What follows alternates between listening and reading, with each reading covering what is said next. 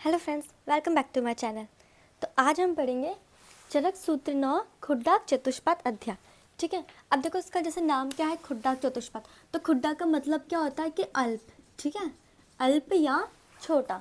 ठीक है, अब इसमें हमें पढ़ना क्या है, चिकित्सा के चतुष्पाद। मेनली हमें यही पढ़ना है इसमें। ठीक है, फिर नेक्स्ट है चिकित्सा की परिभाषा, प्राणाभिसर वैद्य, राजारोह वैद्य।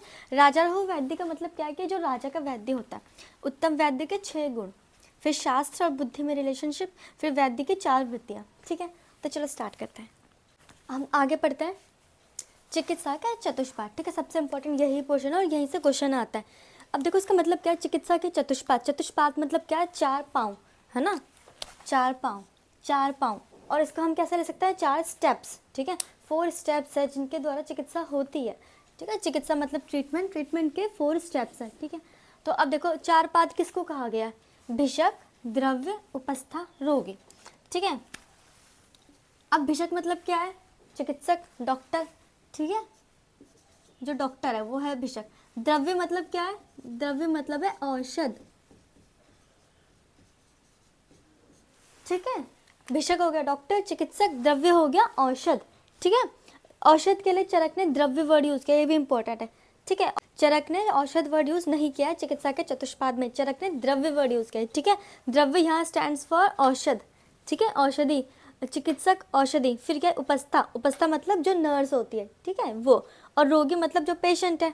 हो गया 4। ठीक है, डॉक्टर है, दवाइयाँ हैं, और नर्स है, और पेशेंट। हो गया, यही चतुष्पाद है चिकित्सा के। ठीक है, अब इनके लक्षण देखने हमें कि इनके क्या क्या लक्षण होते हैं, क्वेश्चन यहीं से आता है। ठीक है, कि आ जाएगा एक उठा के, अनेक विध कल्पना किसका लक्षण है, या वो ज्ञापकत्व किसका लक्षण है, अनुराग भर्तृ किसका लक्षण है। ठीक है, तो आप लोगों को ये पता होना चाहिए। तो सबसे पहले हम देखते हैं भिषक के लक्षण, मतलब भिषक मतलब डॉक्टर। ठीक है, अब देखो दाक्ष, शौच, शूद्र परदत्व, बहुशुद्धिष्ट कर्म। इसका मतलब क्या, दाक्ष मतलब वो दक्ष होना चाहिए, बहुत फाइन होना चाहिए, हर चीज़ में दक्ष, परफेक्ट मतलब। ठीक है, परफेक्ट होना चाहिए। अब शौच, शौच मतलब वो बहुत साफ सफाई का ध्यान रखना चाहिए उसने। ठीक है, फिर आता है श्रुति परदत्व। ठीक है, श्रुति मतलब उसने ज्ञान सुना हो कहीं से, जो भी वो कर रहा है उसने, उससे पहले किसी ने, उसके गुरु ने बताया हो, तो उसने कहीं ना कहीं से सुना हो। और प्लस बहुशुद्ध कर्म, तो उसने सुना भी हो प्लस उसने देखा भी हो। जैसे क्या करता है कि पेशेंट का पहले जो हम इंटर्न करते हैं या क्लास में हमें डॉक्टर्स टीचर्स बताता है, ठीक है, तो हमने वो सुना, फिर हम क्लिनिकल क्लास में गए, हमने प्रत्यक्ष पेशेंट को देखा, तो हमने देखा। तो ज्ञान को सुनना और देखना। ठीक है, पेशेंट में देख रहे हैं हम प्रैक्टिकली, और टीचर्स हमें बता रहे तो हम सुन रहे हैं। हो गया, तो 4 पॉइंट्स कौन कौन से हो गए, दक्ष मतलब परफेक्शन, ठीक है, शौच साफ सफाई, फिर श्रुति पर्यादत्व, और फिर बहुशुद्ध कर्म होता है। ठीक है, सफाई रखनी है और उसको परफेक्ट रहना, दक्ष होना है, और प्लस सुनना है ज्ञान को, और देखना है, प्रैक्टिकल करना है। ऑब्वियसली बात है, प्रैक्टिकल करेंगे तभी एक फाइन डॉक्टर बनकर निकलेंगे। अब नेक्स्ट आता है द्रव्य। द्रव्य मतलब औषध। अब इसके क्या गुण है, बहुता मतलब हर जगह होनी चाहिए, बहुत ज़्यादा अमाउंट में। और योग्यता, वो योग्य होनी चाहिए। फिर अनेक विध कल्पना, मतलब वो बहुत कल्पनाएं बना सकता है। ऐसे कोई पेशेंट चूरन नहीं खा सकता तो उससे उसका रस हो जाए, क्वाथ बन जाए। ठीक है, अनेक कल्पनाएं बनाई जा सके उससे, ऐसा नहीं कि उससे बस एक ही कल्पना बनाई जा सके, क्योंकि पेशेंट टू पेशेंट वैरी करता है कि कौन सा पेशेंट क्या कल्पना का ग्रहण कर सकता है। ठीक है, तो अनेक विध कल्पना, और संपन्न, वो संपन्न हो, सारे रस गुण वीर्य विपाक से संपन्न हो। ठीक है, तो इसकी ट्रिक है एक ब्यास, ऐसे आप याद रखो ब्यास। ठीक है, BYAS, बी से बहुता, वाई से योग्यता, ए से अनेक विध कल्पना, एस से संपन्न। ठीक है, औषध में ब्यास याद रखो। ठीक है, औषध के लिए द्रव्य वर्ड यूज हुआ और इसमें ब्यास याद रखना है, बस ब्यास। ठीक है, डॉक्टर का तो इजी याद हो जाएगा। अब आता है उपस्था। उपस्था मतलब नर्स। ठीक है, तो नर्स के भी 2 सेम है, दाक्ष और शौच। नर्स को भी अपने काम में परफेक्ट होना है ना, और फिर शौच साफ सफाई का ध्यान उसे भी देना है। फिर आता है उपचारज्ञता, ये भी बहुत ईजी है। उपस्था है तो उपचार तो उपचारज्ञता तो होगा उसके अंदर। ठीक है, अब नेक्स्ट है अनुराग भर्तरी। अनुराग भर्तरी मतलब कि उसके अंदर थोड़ा अनुराग होना चाहिए, ऐसे नहीं डांट रही पेशेंट को, थोड़ा प्रेम से बात करे। ठीक है, अब देखो उपचारज्ञता में आप कंफ्यूज मत होना कि इधर आएगा कि इधर आएगा, इधर 4 ही है। ठीक है, उपचारज्ञता आएगा उपस्था के अंदर। ठीक है, उपस्था मतलब नर्स वगैरह। अब नेक्स्ट आता है रोगी। अब रोगी का क्या गुण है कि स्मृति, उसकी स्मृति अच्छी होनी चाहिए। जैसे हम बोलते हैं कि हिस्ट्री लेते हैं पेशेंट की, तो उसकी स्मृति अच्छी होगी तभी तो हिस्ट्री बताएगा वो हमें। फिर निर्देशकारित्व। निर्देशकारित्व का मतलब क्या कि पेशेंट डॉक्टर की बात को फॉलो करे अच्छे से, उसे जो मेडिसिन जितने दिन तक खाने के लिए बोले उतने दिन तक खाए, या जो भी डॉक्टर ने बोला वो सब फॉलो करे। ठीक है, तो पालन करे डॉक्टर के निर्देशों का।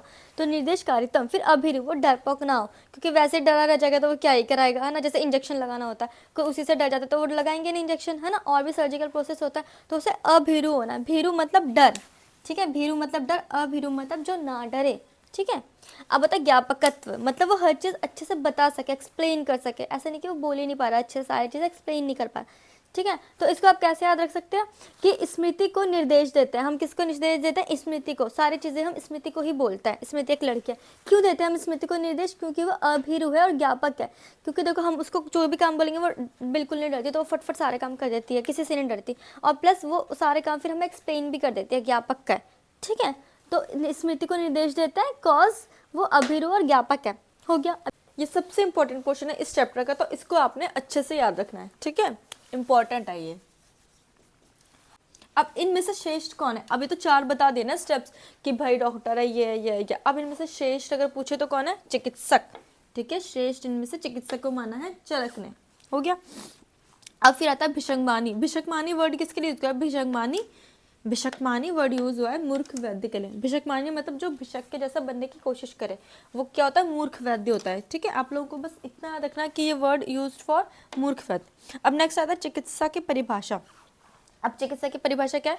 प्रवृत्ति धातु साम्यार्था चिकित्सा इत्यभिधीयते, ठीक है। प्रवृत्ति धातु साम्यार्था चिकित्सा इत्यभिधीयते, मतलब कि जो भी धातुओं को साम्य करने वाली प्रवृत्ति होती है उसी को चिकित्सा कहता है।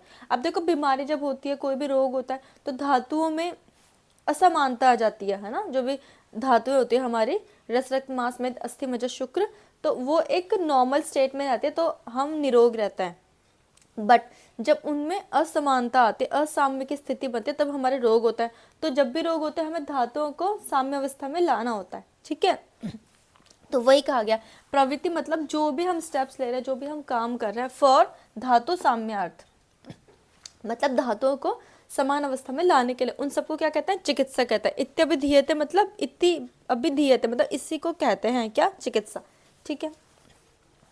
आपको ये याद रखना है कि ये कौन से चैप्टर में कही गई है डेफिनेशन, ठीक है। रेफरेंस चरक सूत्र 9, ठीक है। इसका रेफरेंस याद रखना आपको, चरक सूत्र 9 में कही गई, खुड्डा चतुष्पादीय में। अब नेक्स्ट आता है प्राणाभिसर वैद्य के लक्षण। प्राणाभिसर मतलब वर्ड का मतलब क्या? जो प्राणों को खींच के वापस ले आए, जाते हुए प्राणों को जो वापस ले आए, वो है प्राणाभिसर वैद्य। अब इसके लक्षण क्या है? शास्त्रे अर्थ विज्ञाने प्रवृत्तो कर्म दर्शन, मतलब जो शास्त्र है उसका अर्थ को जो जानता हो, ऐसा नहीं वो सिंपल रटा हुआ है, उसको उसका मीनिंग पता हो, शास्त्र का अर्थ पता हो उसे। और फिर प्रवृत्तो मतलब वो उस कार्य में प्रवृत्त हुआ, मतलब उसने पेशेंट ट्रीट करे हो, अगर सर्जिकल प्रोसीजर्स है तो उसने वो करे हो, ठीक है। उसने पढ़ा भी हो अच्छे से, उसको मीनिंग पता, प्लस उसने वो प्रोसीजर्स वो सब खुद भी करे हो, प्रवृत्तो। ऐसा नहीं कि उसने प्रैक्टिकल किया ही नहीं है, ठीक है। फिर कर्म दर्शन है, और उसने देखा भी हो, उसने पढ़ा है, उसने अर्थ समझा है, ठीक है। फिर उसने देखा है उसके सीनियर्स या डॉक्टर्स कैसे कर रहे हैं, उसके बाद वो खुद प्रवृत्त भी हुआ है उन चीज़ों में, ठीक है। जैसे हम इंटर्न में जाते हैं, पहले हम पढ़ते हैं अपना अच्छे से, उसका मीनिंग पता चलता है हमें कि अच्छा इसमें ये लिखा, ये लिखा। फिर हम इंटर्नशिप करते हैं तो हम देखते हैं कि डॉक्टर कैसे लिख रहा है, कैसे पेशेंट से पूछ रहा है, क्या कर रहा है। फिर उसके बाद हम डॉक्टर बनते हैं तो हम पेशेंट देखते हैं, तो हम फिर प्रवृत्त होता है कर्म में, ठीक है। तो यही 3 स्टेप्स है फिर प्राणाभिसर वैद्य, मतलब जो वैद्य प्राणों को वापस ले आए। अब राजर्हो वैद्य, राजर्हो वैद्य मतलब जो राजा का वैद्य, क्योंकि पुराने टाइम पे राजा होते थे तो इसलिए इन्होंने राजर्हो लिखा हुआ है। अब राजा का वैद्य कौन होता है? जो हेतु लिंग का प्रशमन करे। हेतु मतलब निदान कारणों का, और लिंग मतलब लक्षणों का, जो भी रोग है उसके निदानों का और लक्षणों का वो जो प्रशमन करे, और रोगाणाम अपुनर्भव, और इसका भी ध्यान दे कि वो रोग दोबारा उत्पन्न ना हो, वो राजा का वैद्य होता है। अब राजा का वैद्य तो स्पेशल होगा, है ना। तो इसलिए अब ये याद रखो सिंपल कि जो हेतुलिंग से स्टार्ट हो रहा है ना, हेतुलिंग, तो वो है राजर्हो। ये इंपॉर्टेंट है, पूछा जाता है, ठीक है। हेतुलिंग से और कोई वैद्य स्टार्ट नहीं होता, हेतुलिंग से राजा का वैद्य ही स्टार्ट होता है, ठीक है। जो हेतुलिंग का प्रशमन करा, रोग को पुनः उत्पन्न ना होने दे, वो राजा का वैद्य हो गया। अब आता है उत्तम वैद्य के लक्षण। अब ये टर्म से याद रखो, राजा का वैद्य, प्राणाभिसर वैद्य, उत्तम वैद्य, ठीक है। उत्तम वैद्य के 6 गुण। उत्तम वैद्य के 6 गुण क्या है? विद्या, वितर्क, विज्ञान, स्मृति, तत्परता, क्रिया। ये आपको याद रखना, ये भी इंपॉर्टेंट है कि विद्या हो, उस विद्या पता हो उसे, प्लस वितर्क, उस पर तर्क करने की क्षमता, वो तर्क करता हो कि अच्छा ऐसा है तो क्यों है, ऐसा है तो क्यों है, ठीक है। फिर विज्ञान, विज्ञान की उसको नॉलेज हो, स्मृति अच्छी हो, तत्परता हो, क्रिया, ठीक है, ये इंपॉर्टेंट है। ऐसे ही इसको कंटिन्यूशन में बोलना याद हो जाता है। विद्या, विद्या वितर्क विज्ञान स्मृति तत्परता क्रिया, विद्या वितर्क विज्ञान स्मृति तत्परता क्रिया, तो याद हो जाता है थोड़े बार अगर आप रिपीट करोगे। अब नेक्स्ट आता है वैद्य की 4 वृत्तियाँ, ये भी इंपॉर्टेंट है। वैद्य की 4 वृत्तियाँ कौन कौन सी होती है, ठीक है। मैत्री, कारुण्यम, आर्तेषु, शक्यम, प्रीति, उपेक्षणम, ठीक है, 4 है। मैत्री मतलब एक फ्रेंडली बिहेवियर हो उसका, ऐसा नहीं कि बहुत डरावना सा है, खुशड़ बन के बैठा है, बातें नहीं कर रहा किसी से, ठीक है, मैत्री। फिर है कारुण्यम, आर्तेषु, कारुण्यम आर्तेषु मतलब, आर्तेषु मतलब आर्त यहाँ पेशेंट के लिए यूज हुआ है, ठीक है, तो पेशेंट के लिए, रोगी के लिए करुणा हो उसके मन में, ठीक है, थोड़ा करुणा भाव हो फॉर रोगी। फिर शक्यम, प्रीति, शक्य वर्ड यूज हुआ है जो साध्य रोग होता है, ठीक है, जो साध्य रोग है वो चिकित्सक उनको प्रीति मतलब प्रेम भाव के साथ ठीक करे। साध्य रोग का चिकित्सक प्रेम भाव के साथ इलाज करे, उसे ठीक करे। अब है उपेक्षणम, असाध्य रोग को लेकिन उपेक्षा करे, असाध्य रोग को ठीक नहीं करना है उसने, ठीक है, साध्य रोग को तो प्यार से ठीक करे वो, बट असाध्य को छोड़ दे, उसकी उपेक्षा करनी है, ठीक है। और आपको ये याद रखना है कि 4 वृत्तियां होती है वैद्य की, इसमें कंफ्यूज नहीं होता, 6 गुण बताए हैं, 4 वृत्तियां बताई है, वृत्तियां ज्यादा इंपॉर्टेंट है। तो क्या कहता है, मैत्री, कारुण्यम, आर्तेषु, शक्यम, प्रीति और उपेक्षणम, मतलब समझ आ गया सबका। मैत्री फ्रेंडली बिहेवियर, और कारुण्यम आर्तेषु पेशेंट के लिए करुणा रहे, शक्यम प्रीति साध्य रोगों का प्रेम भाव के साथ इलाज करे, फिर उपेक्षणम मतलब असाध्य रोग की उपेक्षा करे, छोड़ दे उसको। फिर शास्त्र बुद्धि, और शास्त्र और बुद्धि में रिलेशनशिप बताया गया है कि शास्त्र क्या होता है, ज्योति समान होता है, और बुद्धि दर्शन समान। और ज्योति वर्ड यूज हुआ है दीप के लिए, दीप के समान, और दर्शन फॉर नेत्र समान। तो जैसे यहाँ पे आया दर्शन, दर्शन मतलब नेत्र, तो हमारी नेत्र होती है, नेत्र हमारी कैसे काम करती है, जब उजाला हो, अंधेरे में तो हमारी नेत्र काम नहीं करती है ना, तो जब उजाला हो मतलब दीप जलाओ फिर हमारी नेत्र काम करती है, हम उनसे कुछ काम कर सकते हैं। तो नेत्र और उजाला उनका एक गहरा संबंध है ना, जब उजाला ही नहीं है तो नेत्र देख ही नहीं पाएंगे। दीप मतलब, दीप स्टैंड्स फॉर उजाला, रोशनी, ठीक है, अंधेरा है तो नेत्र नहीं काम कर पाएंगे। तो जैसे उजाला और नेत्र का संबंध है, वैसे शास्त्र और बुद्धि का संबंध है। आपको याद क्या करना है कि शास्त्र ज्योति समान है, बुद्धि दर्शन समान है, दर्शन यहाँ नेत्र के लिए यूज हुआ, आपको बस ये याद रखना है इन पे क्या किसके समान है, ठीक है, कंफ्यूज नहीं होना। ये भी आ जाता है कभी कभी, तो इसको याद रखना है आपको। शास्त्र है ज्योति के समान, बुद्धि या दर्शन के समान। इसको कैसे याद रख सकते हो कि ज्योति का शास्त्र, ज्योति का शास्त्र ऐसे याद रखो आप।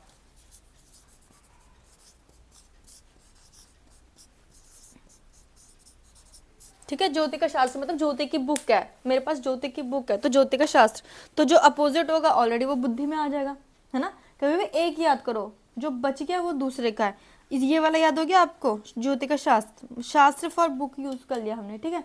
ज्योति की बुक है किसी के पास तो ज्योति की बुक है, ज्योति का शास्त्र, और जो बच गया दर्शन वो बुद्धि में आ गया। अब इसमें लास्ट इंपॉर्टेंट कोटेशन आती है, शस्त्र, शास्त्र और सलिल। शस्त्र मतलब हथियार जो भी, ठीक है, इंस्ट्रूमेंट्स, और शास्त्र मतलब हमारी किताबें, ठीक है, और सलिल मतलब जल, ठीक है।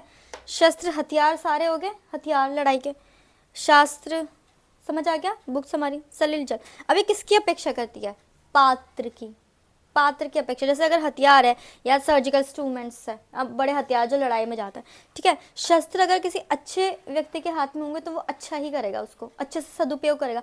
बट जैसे गन है, ठीक है, गन या कोई भी ऐसे है, हमने किसी ऐसे किसी को दे दी, मंदबुद्धि को दे दी, वो तो पता चला चलाता फिर रहा है ना, तो वो उसका गलत इस्तेमाल कर लेगा।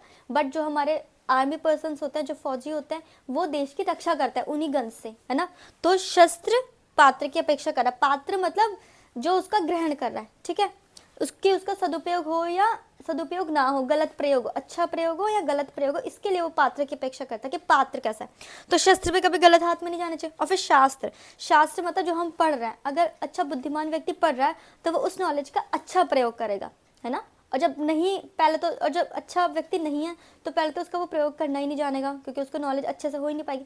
अगर उसको हो भी गई तो उसका गलत प्रयोग करेगा। फॉर एग्जाम्पल देखो, शास्त्र जैसे जो बड़े बड़े बम्स वगैरह बने हैं ना, तो किसी साइंटिस्ट ने ही तो बनाए हैं, है ना।